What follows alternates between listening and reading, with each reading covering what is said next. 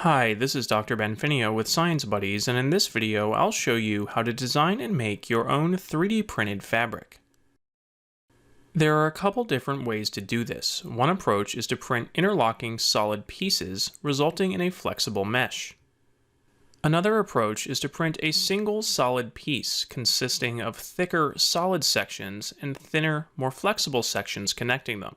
Or if you have access to a multi-material printer, you could print the connecting sections with a more flexible material. Before you try either approach, you'll need to know a little more about 3D printing and how to use a computer-aided design or CAD program to design your fabric. Most 3D printers build objects one layer of material at a time from bottom to top. This usually isn't a problem if each layer of material entirely overlaps the layer below it. But it can be a challenge if you want to print a material with overhang, where one layer is not directly supported by the layer beneath it. In general, the steeper the overhang angle, which is measured from the vertical axis, the harder a part will be to print. Some printers use a separate support material to support overhangs. This material is dissolved or washed away after the print is complete. Other printers print support struts using the same material as the main print. These struts are removed once the print is complete. You will need to take this into account when designing your fabric. For example, for the mesh of circles I showed earlier, you would need to figure out if your printer can print the rings given the overhang angle and available type of support. If no supports are available, you may need to change your design to reduce the overhang angle. There are many other factors to consider that will vary depending on your printer and material, like whether you can adjust the layer height for your printer and whether there are minimum required dimensions for certain features. Given the wide variety of printers out there, we can't cover all the options in this video, so you'll need to read the manual for your printer. Note that if you're printing using an online 3D printing service, much of this information can be found online, including available colors, mechanical properties of the material, maximum size for the print, and minimum sizes for various features. Let's switch over to the CAD program and talk about how you would design your own fabric.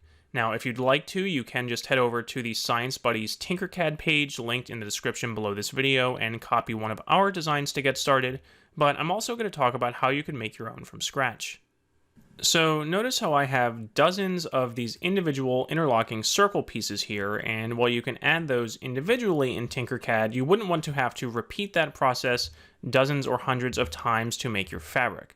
What you'll want to do is make a single base unit of your fabric and then copy it multiple times to form a grid or array. I'm going to demonstrate this process in Tinkercad since it's very beginner friendly, but again, you can do this in a more advanced CAD program. The process will just be a little different. I've set up a separate example here where I'm going to have a square grid consisting of thicker, more rigid pieces connected by thinner, more flexible pieces. I have started out designing a single unit of that, starting in the corner. Now, to make this process a little easier on yourself in Tinkercad, you can go to the top view and then switch to the flat or orthographic view instead of the perspective view. That gives you a nice top-down two-dimensional view of your fabric, which is going to make it easier to copy and move things around. Next, click and drag to select all of your parts, and then click the Duplicate and Repeat button. This will create a copy of your parts exactly on top of the existing ones, which you can then slide over to the next location in your pattern. And the nice part about this button is once you have done that once, you can just click it again, and it will automatically create another copy offset by the same distance that you moved the first one. Now that I have completed one row of my fabric, I can click and drag to select the entire row, use the Duplicate and Repeat button again. This time I'm going to slide it up, and click the button one more time to create a complete grid of my fabric.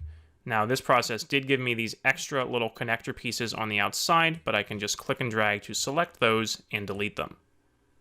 Now, while that process is fairly easy for beginners to follow, the major downside to doing this in Tinkercad is that changes to the original will not propagate to the copies. So say you go through that whole process and then you decide, oh, I actually wanted to make this piece a little thicker. If I change that, it does not affect the other pieces, so I would need to delete these and then start the process over. More advanced CAD programs would allow you to make changes to the initial design that would then automatically propagate to the rest of the grid. With all that in mind, see what you can come up with. For written instructions for this project and a link to the Science Buddies Tinkercad files, check out the video description. For thousands of other fun, hands-on science and engineering projects, visit us online at www.sciencebuddies.org.